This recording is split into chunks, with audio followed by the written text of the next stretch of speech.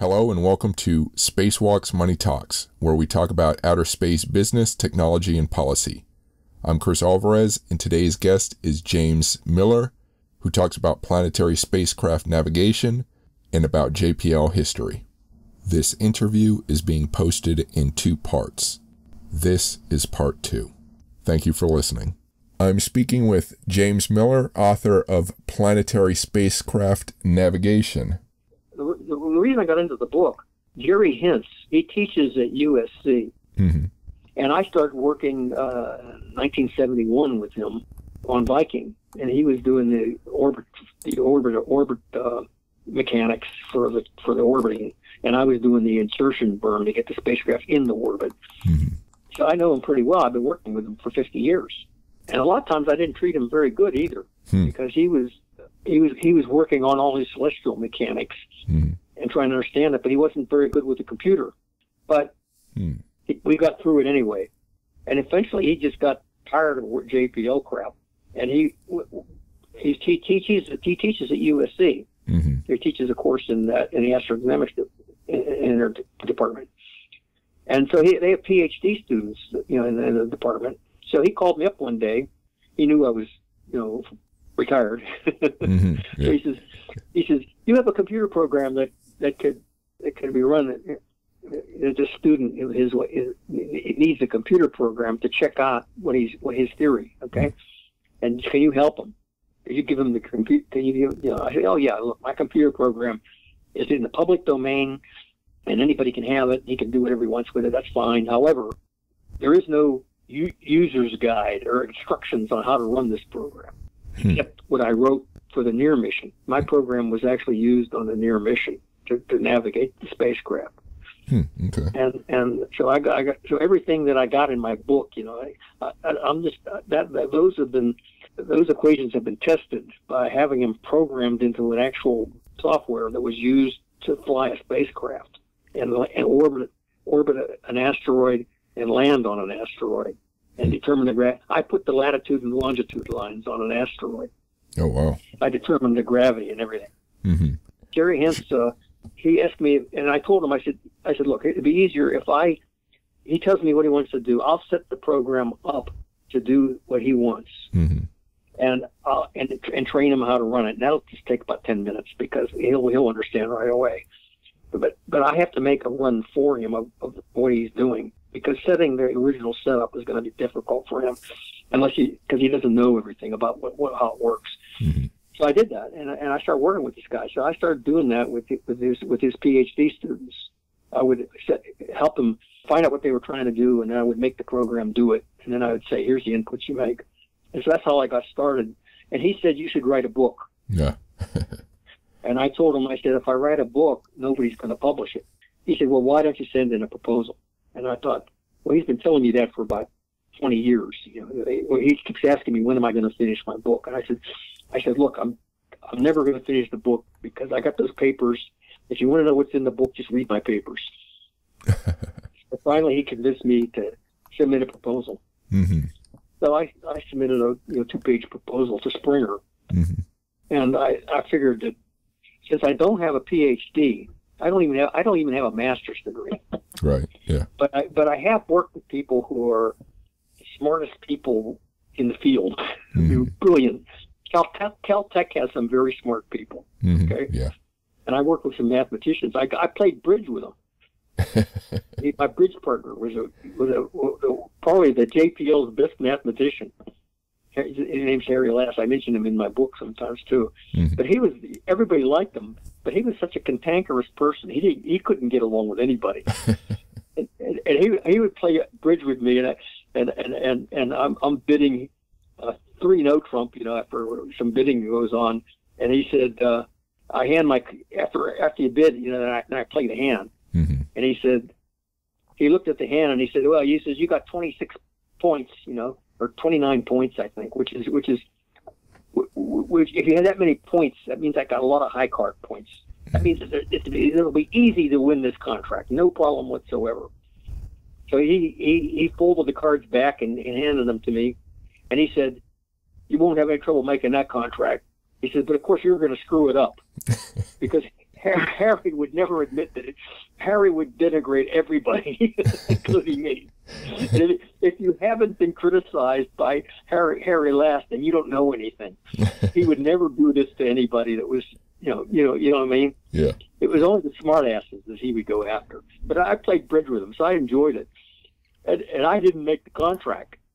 So he said, I knew you were going to screw it up. I knew it. And the guy I was playing against is really good at bridge. Mm-hmm. He's as good as Harry. Bill Owen, he's the optical navigation expert. He's the world's leading optical navigation expert, but I know him for a long time. Mm-hmm. He looked at the cards, and he said, with that opening lead, it was impossible for him to make it. He told Harry Last that. Yeah. Well, you don't tell Harry Last that he's made a mistake or that he doesn't understand. Okay, so I left, and 4 hours later, about 4 o'clock in the afternoon, they're still arguing about this bridge hand. Oh, wow. And finally, Harry Last conceded that there was no way I could have made it. Yeah, that. Okay, you had a question. I think. Oh yeah. No, that was funny. So potentially, I don't know, maybe a naive question. As computing power has gotten greater over the years, has that changed your approach to how you use computers? Oh yeah. Well, remember I told you I was 5 years ahead. Mm-hmm. I'm the only electrical engineer in the navigation section at JPL. There's another section that does the instrumentation for the Doppler and the range and all that stuff. And so they concentrate on the electronics and all that stuff. Mm-hmm. But I'm the computer navigator guy, and I've always had the best computers you could get. So I'm sitting it's about a week before Christmas, and I'm working on a paper. And I had never written any papers until I was 44 years old. In 1986, I think, that was the first paper I ever wrote.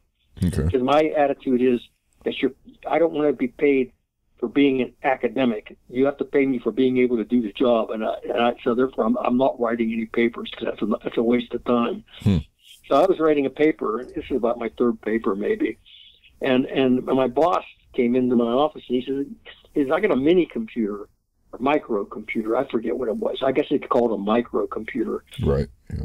Well, it was a PC, in other words. Mm-hmm. This is the first one of the first PCs ever made. This is after Apple. I knew about Apple a little bit. I was totally uninterested because I use mainframes. I do everything on a big mainframe. Mm-hmm.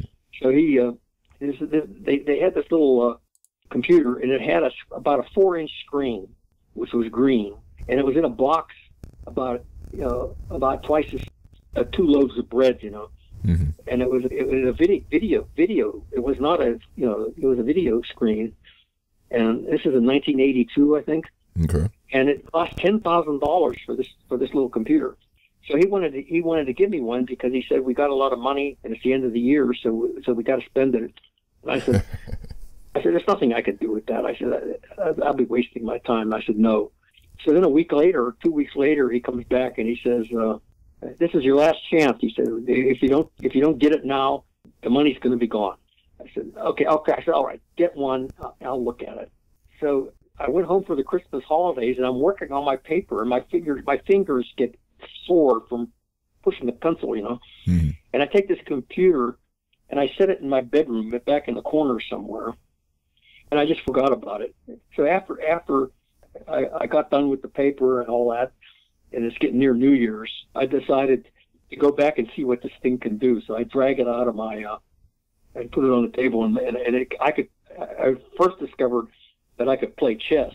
But then what I also discovered is they had a program called WordStar, which is like I think it was WordStar, something like it. It wasn't Microsoft Word, it was WordStar. And it does what Word does, mm-hmm. electronically does things. And you could print it on a dot matrix printer, which looked awful. Yeah. So once I discovered that, I never picked up a pencil again. Even though my hand no longer has the callus on it where I hold the pencil. And what I did is me and another guy who was from that I knew from JPL that went to aerospace, we met at a conference a couple months later, mm-hmm. and I'm bragging. I said, guess what? I did this paper all by myself. And he said, he said, I did too. I said, well, the problem is a dot matrix printer is awful print for a conference paper. Mm-hmm. Okay.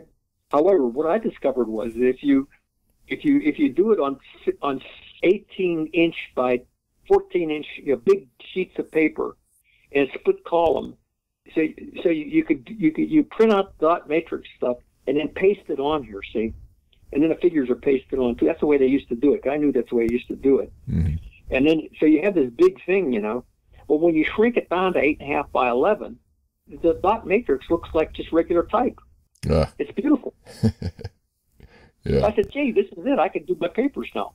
Yeah. So I figured that out, and so I started doing all my papers that way. But as far as the computers are concerned, yeah. I was able to. One of the first jobs I had only a month. I actually designed a computer. It was I was at Westinghouse, and I went down to Baltimore for a 1-month stay. At that time, Westinghouse had a training program for engineers, and you go to different companies, and then you decide which one you want to go work for. Okay. And I went in as one, and it was doing a control system for a Lullenberg lens they put on an aircraft carrier, and it enables it to. It's a radar lens, and so they wanted to test the radar by turning the lens around on a platform, and then having the antenna shine on it. And so it needed a computer control system. Mm-hmm. So he sat down on being the boss. I sat down and designed a computer, and he helped me, of course. But I had a clock, just a clock, and then you had these flip flops and AND gates and OR gates and all this kind of stuff. The fundamental parts of a computer, which are now on chips. All this stuff is on a chip. Mm-hmm. At that time, each little fundamental part of a computer, like a summing, were all on cards.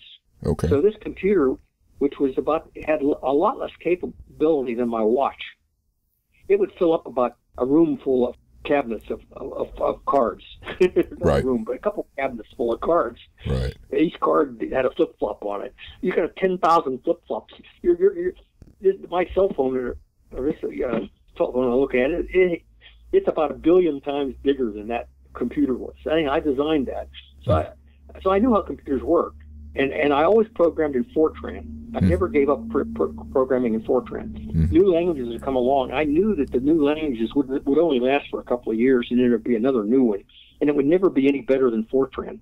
They'd make improvements to Fortran, which would keep ahead of anything that they were doing. So I went through about 10 different languages. But I wrote all my programs in Fortran, and I kept them all. Mm-hmm. So I have a big library. I have about 30,000. I don't know.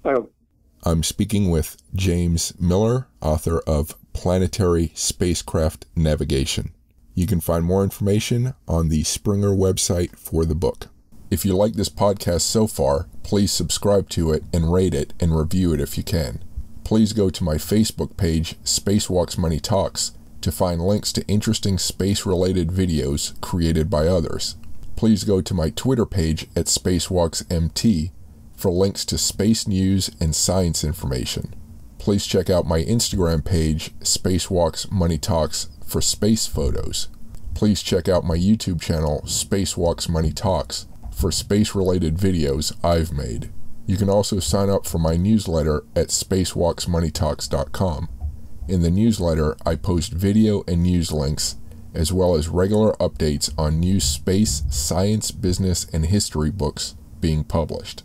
If you're interested in other kinds of history, such as military history, or film, TV, books, and comic books history, including science fiction, fantasy, and horror themes, you can find the links to my other podcasts and associated book lists at historyrabbithole.com. That's rabbit as in the animal. historyrabbithole.com. Thank you for your support. And now back to the podcast. Thousands of programs and subroutines that I've kept up. Wow. And I knew that I could always find a Fortran compiler to when I switched computers. So they switched mainframes. And we had IBM computer around 1969, 70. And then around 70, when I was gone, they switched to a UNIVAC 1108. Mm-hmm. And I come walking in, and all the software that we use for navigation would not run on the 1108 without very expensive conversion. And so we almost had to start and reinvent a whole new set of programs. Right. I just took my deck of cards in Fortran and I just dropped them into the 1108 and figured out how to make it run. And I had my software was all running without any problem at all. It took me a day to get back online. Oh, wow. From that point on, I always tried to keep ahead of the curve and knew what was coming. And I knew that the programs would keep getting faster and faster. But one of the things that I use is in my book on Monte Carlo. The Monte Carlo takes a lot of time on a computer. But you need samples. And what you'd like to have is like 5,000 samples. Okay?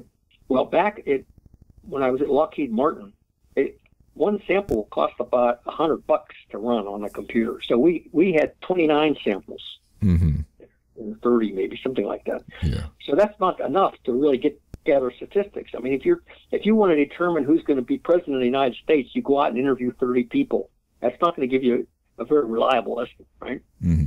But that's what we did for this missile, or this spacecraft that we're going to send to Kwajalein. We want to get in a 10-mile circle, so we'd run 29, and if they all went inside the circle, we'd say, okay, it's good. Yeah. Well, by the time I got to Viking, I started running my software, which to do this optimization, I have to optimize every sample.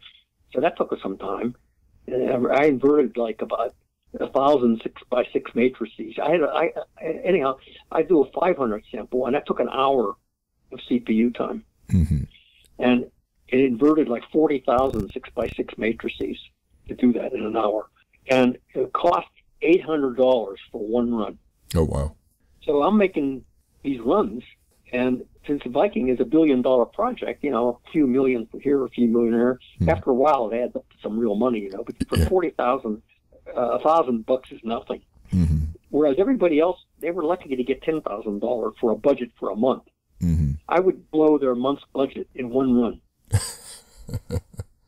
And one time I ran a computer, this was at Martin, and I flew the spacecraft to Kwajalein, and I'm integrating in. When it got into within 10 miles of Kwajalein, it would stop. The program would stop. Okay. So I come in one morning, and there's a stack of paper about 2 feet high, and a computer must have run for hours on this thing to get it to do it. And I thought, what the heck happened? Well, what happened was I missed the 10-mile circle, and I didn't have a stop in there that when it hit the surface of the Earth, it would stop. So it went in. It went straight. It came in just like the shuttle trajectory. If you look at the shuttle when it comes in, if you're staying, I was doing this. When it's coming in, you have to look straight up. It's like it's dropping like a rock right straight on top of you. Well, this thing was doing that. It went right straight down. It went through the center of the Earth over to whatever's on the other side, like China, and then it came back. And it oscillated back and forth through the center of the Earth, and it never hit the stopping. It never got within the 10 mile. And it probably cost a couple $1,000 for this run, because I know it was expensive, because at night, Martin Company, the computer I was running on, would sell computer time to the Department of Water and Power of Baltimore, and they would run their billing on this computer. So they're spending some real money. They're making real money selling time on this computer. Anyhow, I picked up the 2 feet stack of paper, and I sneaked around and found the dumpster and dumped it in there as fast as I could. Well, when I got to JPL, this was routine. I'd make a mistake. That's $1,000. Boom. Well, I was making $20,000 a year, and one year I spent $40,000 on computer runs. Well. And the reason was because I'm running to try to determine if we have enough fuel to run the Viking mission. Right. And so it kept changing the trajectory. It kept changing what they want to do. They like, for example, we're not going to land on the 4th of July because they finally figured that out. And then now I don't have any time, but I had anticipated that they were going to not land on the 4th of July. So I had done a study where we figured a lot of different possible landing sites and stuff like that. But so I'm making all these runs, and it cost a lot. But I knew that in the long run, that whatever I spent would be made up because computers would get even faster. And now the computer that's sitting right in front of me right now, it probably runs about 100 times faster than that 1108. And it costs, instead of $1,000 to make that run, I can make that run for 2 cents worth of electricity. Right. And it would take only an hour, or less. It would take less than an hour to do it. This program this computer is 100 times faster than that 1108. So I plan my development of all my programs for the future, figuring I'll spend a lot of money right now to get them to run, but then in the long run, I'll have it. Yeah. And that's what happened.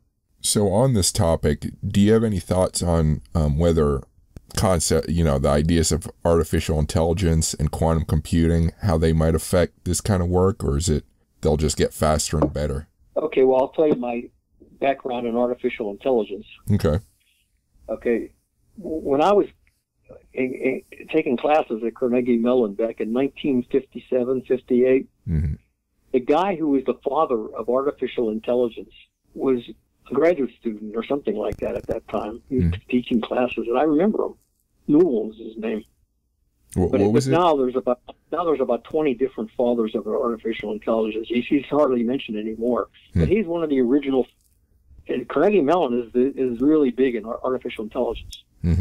Where I went to school, the department that I came out of, and they're the ones that did the chess program, the computer program, the one to beat the chess master, the Watson thing. That's Carnegie Mellon. It's IBM, but those guys originally, they did that work at Carnegie Mellon. So Carnegie Mellon is very big in AI. So I have a reluctance to badmouth AI. However, I tend to not care about my friends. If I think something's wrong, I don't like it. I say it. And I'm not a big fan of AI. And the reason is I think I can do things that a computer will never be able to do. I guess that's the reason. Even though I recognize how valuable it is to have a computer to do things, it's still a stupid animal. And it's always a stupid thing to me.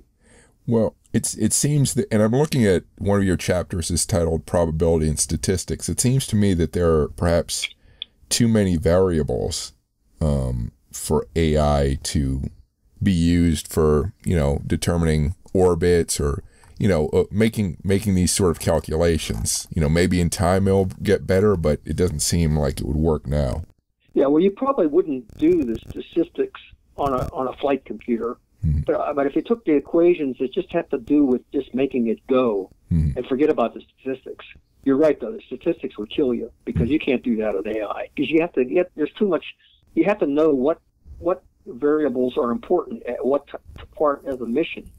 Like if you're out in space, and there are no planets within a couple astronomical units, it's highly unlikely you're going to run into a planet. So you don't have to worry about that. But when you're orbiting a planet, you don't have to worry about the solar pressure because the solar pressure acts over many days and everything happens within a few hours when you're in orbit. So solar pressure doesn't do much to you because its time is short. So there's a lot of that kind of knowledge you have to put to the problem. But I could write a program that would actually compute the trajectories, optimize the trajectories, do the orbit determination. Orbit determination is what I've spent most of my time doing recently, and that's determining where it is by processing a lot of data. That's not AI though. It would be hard to do AI. So just kind of an aside, but I know the Chinese have a satellite at L1, I think, for their moon mission, and I'm curious why doesn't the U.S. put a satellite up in that area? Or is it too expensive and not? JPL doesn't do everything. And the guy at Johns Hopkins, his name's Farquhar, he was the big guy that figured out orbits around L1. I worked with him on a near mission, and he actually came to work at the same company, Kinetics. I worked with, after I left, he came to work at Kinetics. So I know him really well. He's dead now, but I don't know him really well.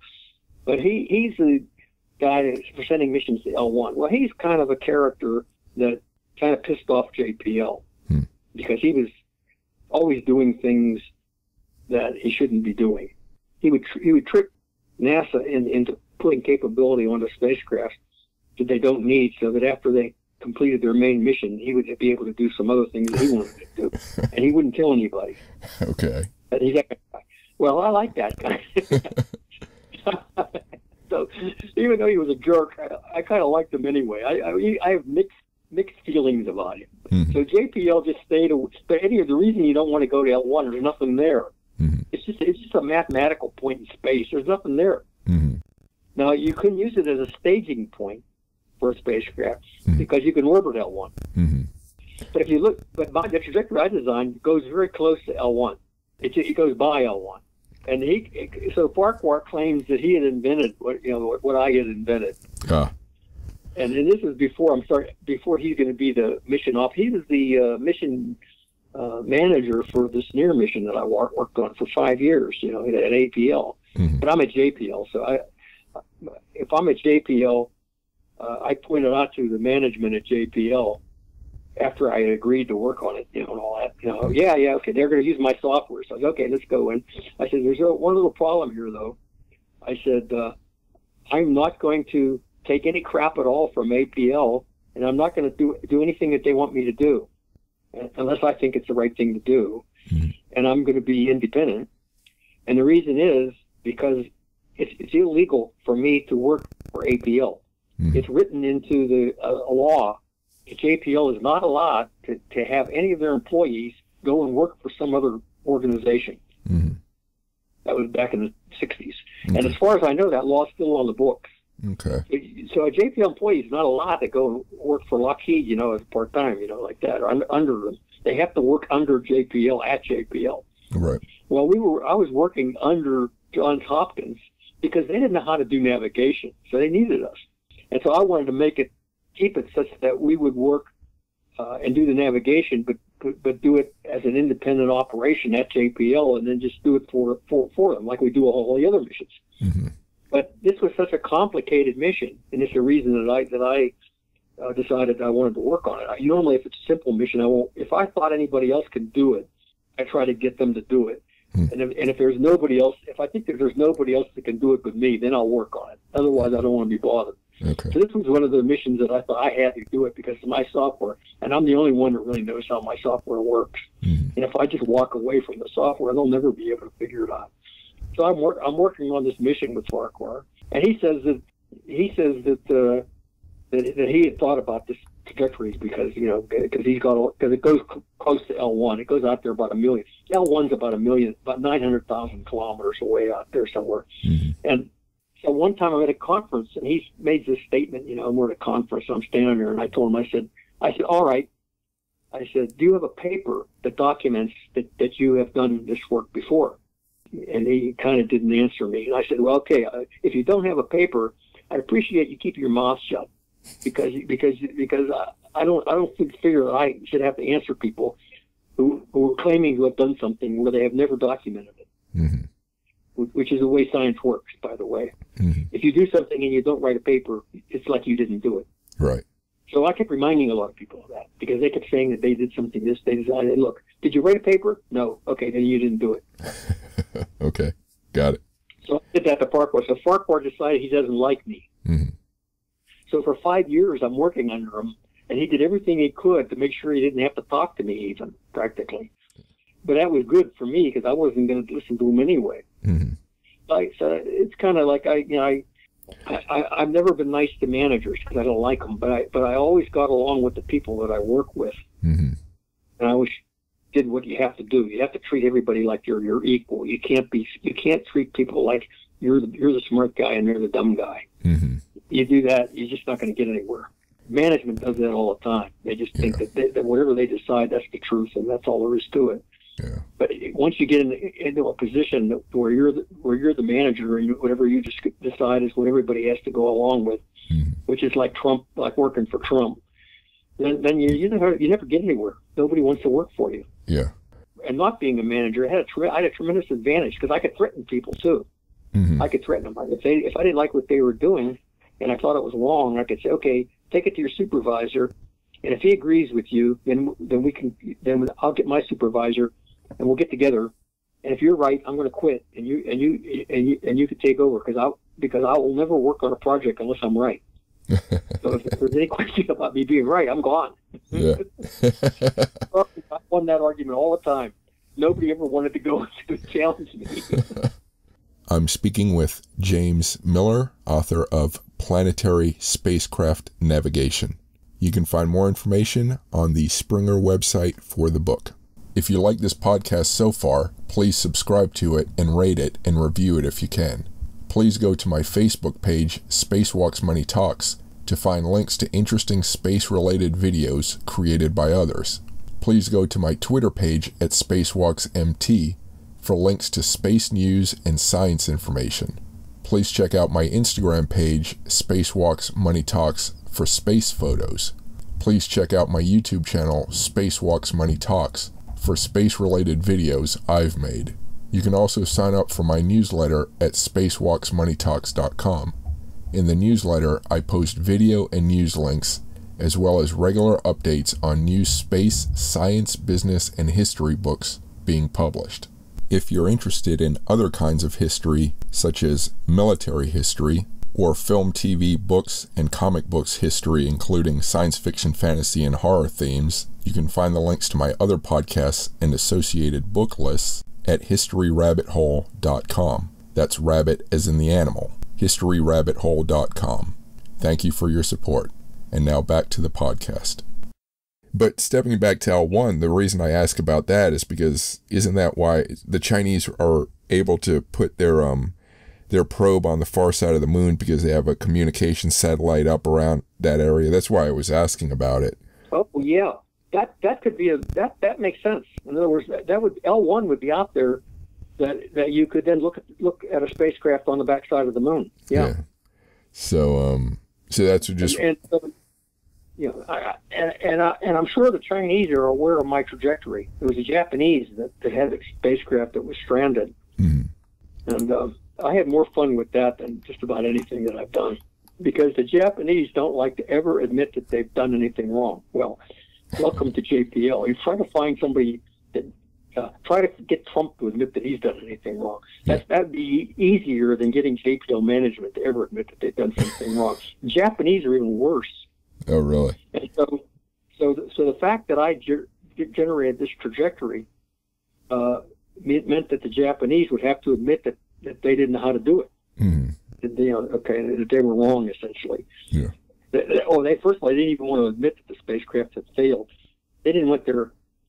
Okay, so all kinds. This was a very bad decision on their part, because they even wrote it. I even have a telegram that they wrote to my manager, essentially telling my manager that to silence these guys that are making too much noise. You know, they're talking about me. And my manager, he gave it to me. He's laughing. You know, I said, I remember telling him one time. I said, look, I'm not giving them my work. That's it. I'm taking credit for it. I don't care what they think. Yeah. But at one point.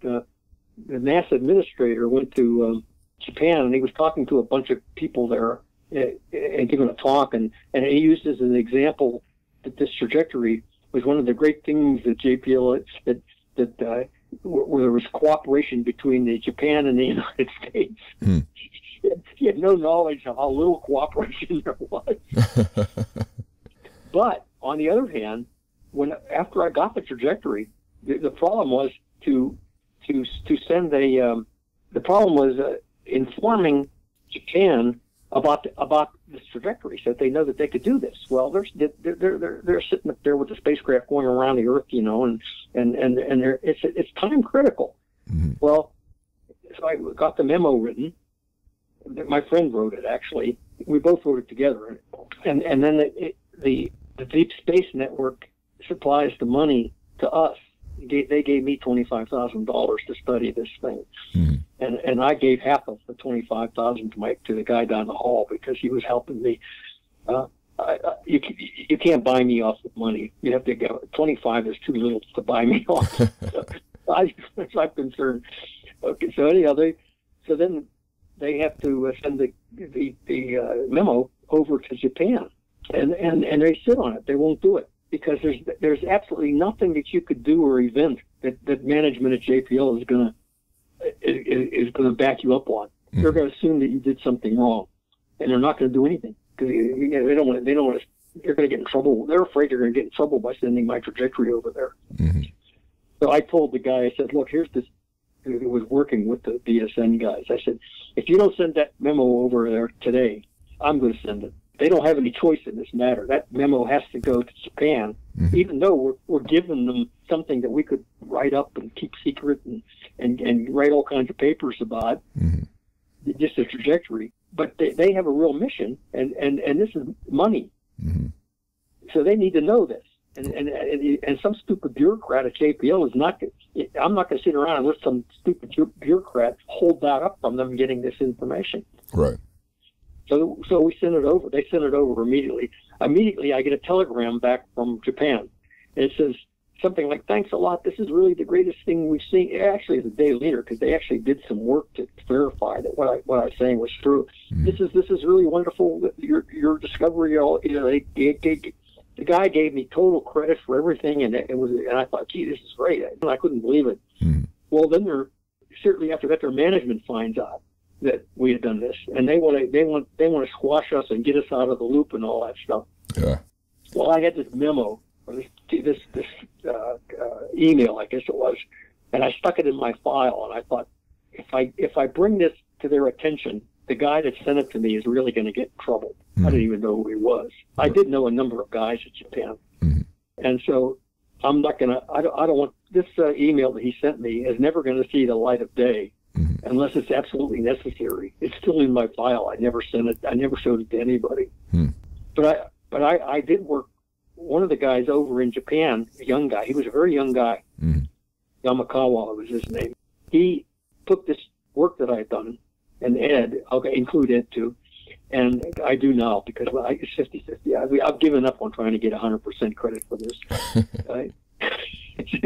So he did his PhD thesis on it, and he did some really good work. The problem was he's putting a lot of stuff in there that I had done myself. I understood and done what I understood. He's explaining it. But I had never written a memo like that explaining anything. I just showing the results of the trajectory without explaining it. I didn't have time to do the explanations.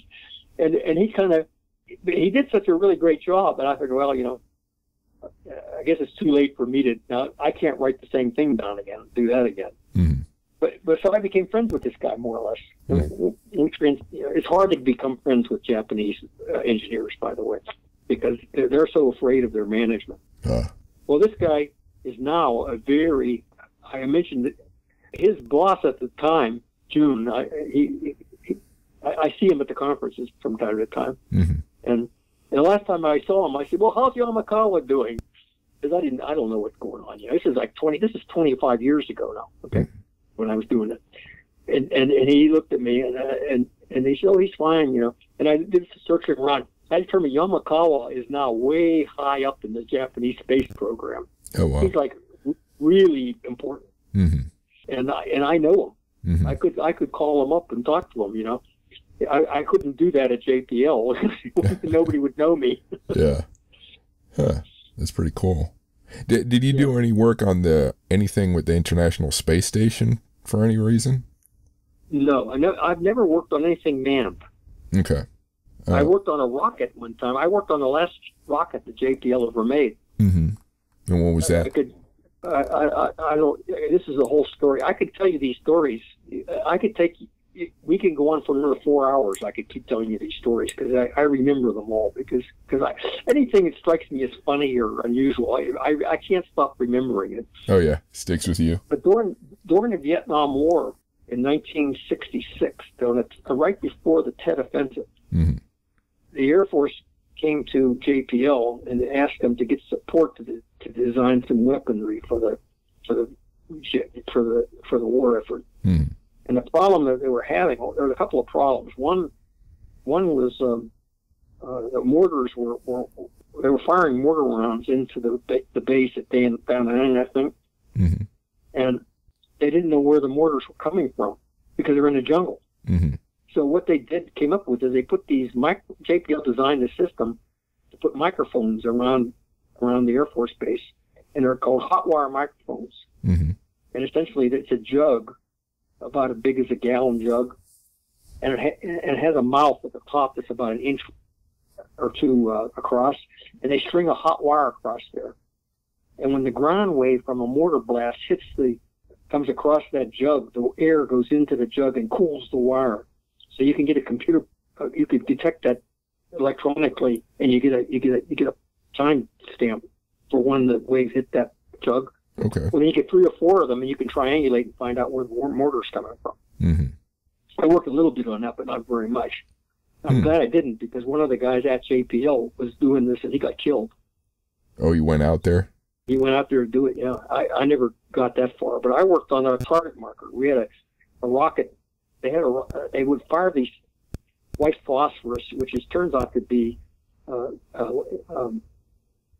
it's like a war crime, I think, just to fire these at people, because white phosphorus is really bad when it gets on you. I didn't know that at the time. Right. But they were using these white phosphorus rockets with white phosphorus warheads on them, and they'd fire them from a Cessna airplane. The airplane would fly around, and they'd see something that they want to bomb, and they'd fire these things at them. Mm-hmm. The reason that they would fire them would be to create a puff of smoke. Mm-hmm. They didn't fire them at people necessarily. But then the A1 aircraft would circle around at 10,000 feet, and they'd come down and bomb that target. Got it. So it was a target capability. Yeah. So we came up with a rocket where we put some chemicals into the propellant, so that when it fired, it would create a smoky trail. Ah. So be a smoky trail from the Cessna down to the ground, mm-hmm. because otherwise the guys up in the airplanes, they wouldn't see it, because the puff of smoke was under the jungle foliage. So you have sort of an arrow, almost like a smoke arrow to the point. Yeah, right. Yeah, when it was more complicated than that, but anyhow, I wound up working on that for about a year or so, mm-hmm. and we went on and made some test firings at San Clemente Island, mm-hmm. and we had this rocket program going on, and I'm supporting. The reason I'm doing it was because everybody else wants to work on space, and they didn't want to work on anything military. Right. Yeah. Well, I had all this military experience, so that, I must have killed half of the world population in studies of dropping bombs on Russia or something like that. I was working on the Minuteman program. Yeah. And see that I run the program and to hit targets, and we just make up targets and do that just to see if the program is working. Oh, that's so what you mean. I didn't have any conscience when it came to working on things like this, so I just did it. Mm-hmm. But it turns out that was one of the most fun things that I ever did, was working on that rocket. It never really got deployed anywhere, mm-hmm. but to my knowledge, I don't know. Once you work on something in the military, after you get done with it, it goes to somebody else, and then you lose track of it. You don't even know what happened. Right. So, yeah, I'd love to talk about the other stuff, but with the time, I'll maybe we can talk in the future. But right now, I'll wrap it up for this book discussion. Do you see any technological advancements coming up that could affect any of this work that you describe in the book? Well, mostly, I think that I could, with what's in that book, mm-hmm. navigate any mission that the U.S. is likely to do in the near future, the next 100 years probably, mm-hmm. anywhere in other words, if you wanted to go to a star, that would be. I haven't even thought about that at all. Mm-hmm. But anything, the mission that when I worked at Kinetics, that was the last 5 years before I retired in 2003. I guess I retired. Mm-hmm. No, 2007. Mm-hmm. 5 years I worked there on the New Horizons mission to Pluto. Mm-hmm. That was our mission. Okay. And that involved, since there's a 4-hour light time, it takes 4 hours for light to get from here to Pluto, and then 4 hours for it to get back. Mm-hmm. So when you're trying to track, you have to wait for a long time before you can close the tracking loop, so to speak. Yeah. We count. In other words, essentially what we do is we count 1 billion times a second times 4 hours worth of seconds. Mm-hmm. Okay, that's all. That light goes then to Pluto, and then so you got 1 billion times 4 times 3,600 times 2 Mm-hmm. pulses you're counting. We count them, and you can't miss one. If you do, that's a 13 centimeter error. Okay. So that's how we navigate by doing that. And so that's the last bit of extra technology that I did. Mm-hmm. Now, there are hardware improvements that are coming up that I don't have anything to do with. Mm-hmm. Like, for example, there's a guy that I used to work with at JPL. I've heard that he quit the navigation section because I guess he got tired of it too. Mm-hmm. Because there's always, if you're ambitious and you want to make money or advance, you have to get out of the navigation section because it can be a real dead end. The kind of work that I do is a dead end. Nobody follows in my footsteps at JPL. They look at me and they say, I don't want to do what that guy does. But this guy went over to work with the science Mm-hmm. on an atomic clock. If you could put an atomic clock on a spacecraft, that's what you need to count these these pulses. I'm talking about a billion times 4 times that, Mm-hmm. many billion pulses. You need an atomic clock to keep track of it. Okay. So the atomic clock actually hydrogen masers that are at the tracking stations. Mm-hmm. And so they want to put an atomic clock. So he's working on that, putting an atomic clock on a spacecraft. Mm-hmm. Now, he goes over there, and I doubt that he has a degree in electrical engineering. So if you're not working on the electrical aspect of it, then what are you doing over there? Mm-hmm. I guess they figured they needed him to figure out how you'd use it for navigation. But then he's not going to be responsible for anything that has to do with navigation if he's not working in an electronics instrument section. So I stayed away from doing anything with hardware. Once I finished Mariner 6 and 7, that was my last time I worked on hardware. Before that, I'd worked on lots of hardware. Oh, okay. And then it's all computers for me. Mm-hmm. So new computer technology, I think you can forget about it. Like I told one guy, they were telling me that how wonderful they get along with management because the management has improved so much at JPL since I was there. Mm-hmm. And I said, well, the reason it's improved so much is because you're not doing anything. And it's essentially true. Yeah. Because I said, well, of course I added on to that. I said, because I did it all before I left, which is also true. At the time, I didn't know that was true, but I think that's true. Yeah. There isn't anything left to do.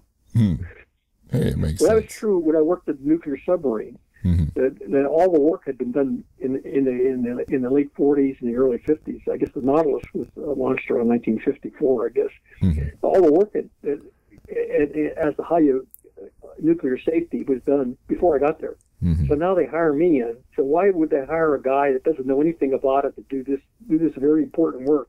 And the reason is their attitude was it's all done and nuclear power plants are perfectly 100% safe and you don't have to worry about anything. Yeah. Because they're safe.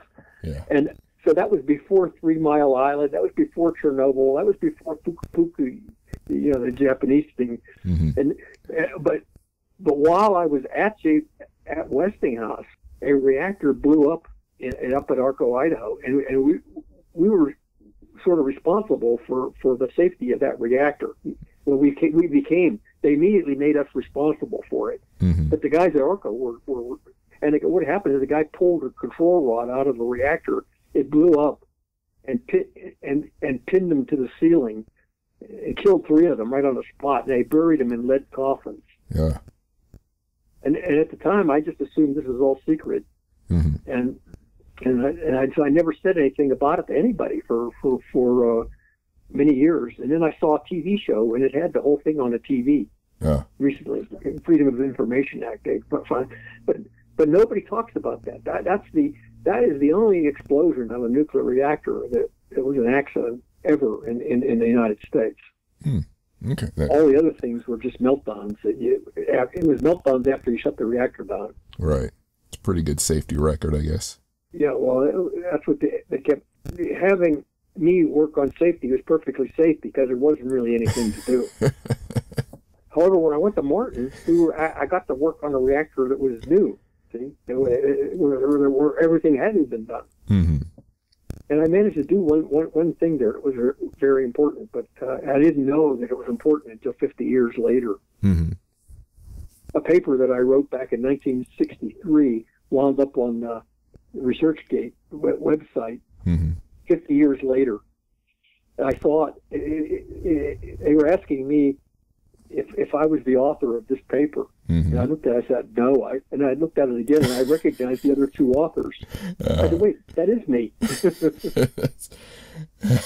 You've done so many great things that the older stuff gets forgotten, right? Yeah. If you do something great, I've done a couple. If you can do 3 great things in your life, 3 noteworthy things, that's it. You're a success, a big success. Yeah.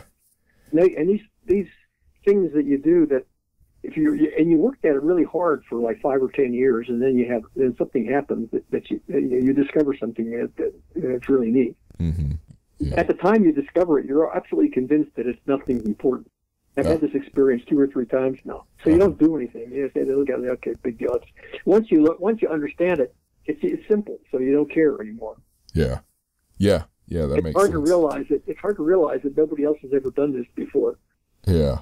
But when you work in space, the one thing nice about working in space at the time I worked in it wasn't worn out like the nuclear. In the space program, there were a lot of things that had not been discovered that were new, and you can actually work on them work on missions I was working on most of the missions I worked on. I was the first time it's sort of been done. And so when you do something, you almost everything you do is something that's new.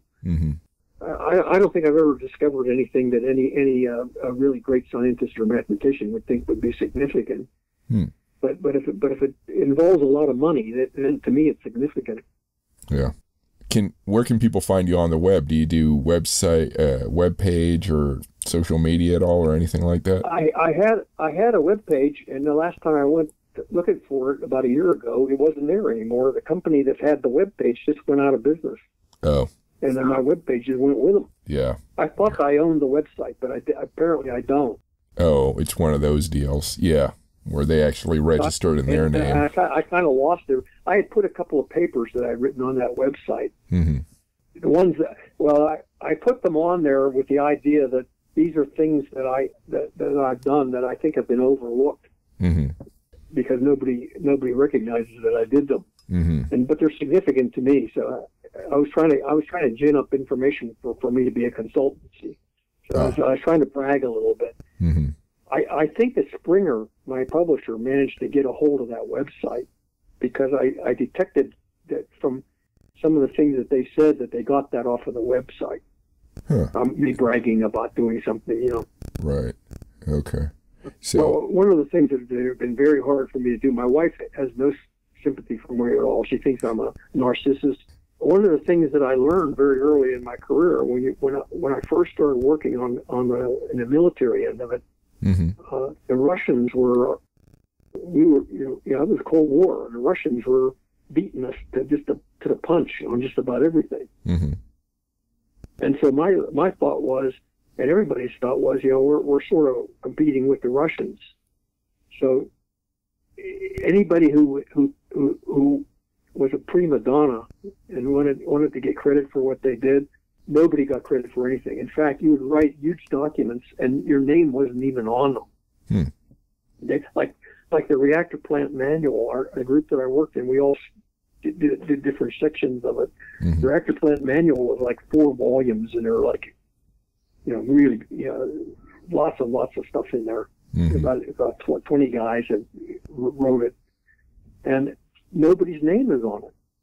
Well, the first place that I ever went to work where if you did something that was kind of like an official project thing where your name was on it, was JPL. They were the only people that, because Caltech really has a big deal about publishing.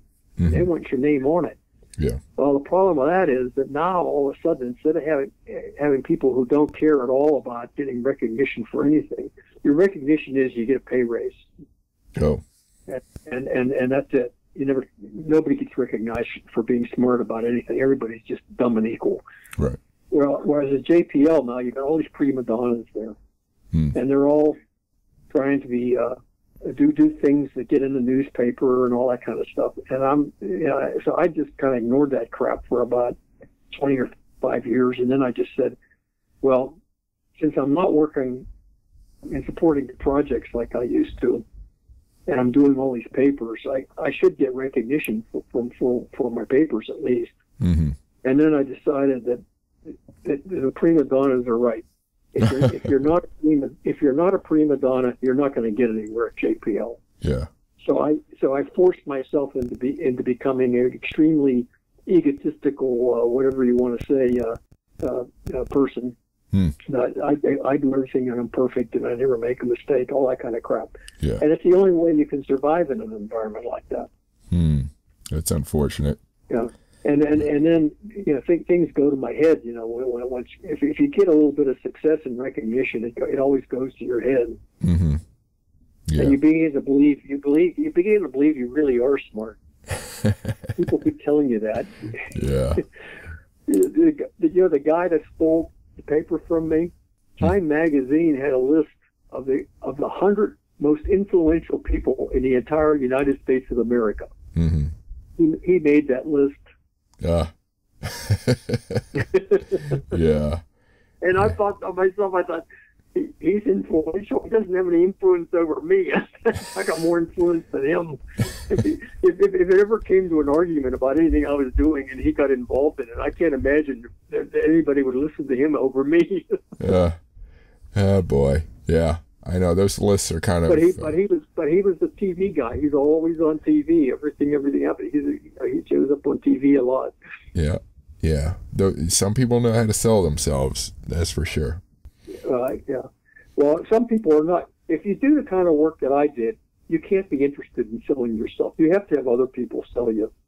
Oh, yeah. Yeah, that's true.